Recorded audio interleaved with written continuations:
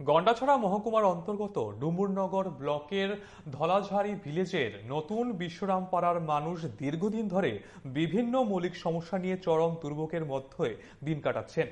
এই পাড়ায় প্রায় 15টি রিয়াং জনজাতি পরিবারের বসবাস। গন্ডাছড়া সরকারি ডিগ্রি কলেজ থেকে মাত্র 500 মিটার দূরে অবস্থান করলেও এলাকাটি এখনো উন্নয়নের ছোঁয়া থেকে অনেকটাই বঞ্চিত। পানীয় জল, বিদ্যুৎ, রাস্তাঘাট ও শিশুর শিক্ষার জন্য অঙ্গনারী কেন্দ্রের দাবি দীর্ঘদিন ধরে জানিয়ে আসলেও আজও সেই দাবিগুলি বাস্তবায়ন হয়নি।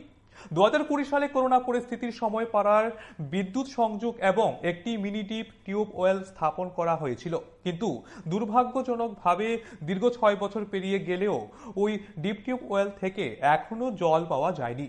বিদ্যুৎ সংযোগ থাকলেও সেবার মান অত্যন্ত খারাপ। একবার বিদ্যুৎ বিচ্ছিন্ন হলে তা মেরামত করতে 1 সপ্তাহ থেকে 10 দিন পর্যন্ত সময় লাগে এবং প্রায়ই ভোল্টেজের সমস্যা দেখা যায়। পানীয় জলের জন্য বাসিন্দাদের প্রায় 500 মিটার দূরের ছড়া থেকে জল সংগ্রহ করতে হয়। বর্ষাকালে ছড়ার জল ঘোলা হয়ে যাওয়ায় অনেক সময় বৃষ্টির জলের উপর নির্ভর করে থাকতে হয় তাদের।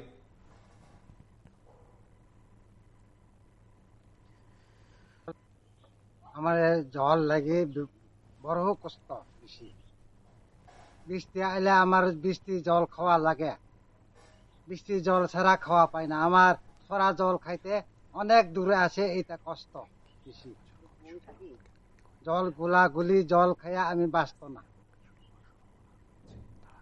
আমার রাস্তা এসে পেক শেক আমি গাথা তাথা এটা লাগি কোনো গাড়ি টাড়ি পাওয়া যায় না।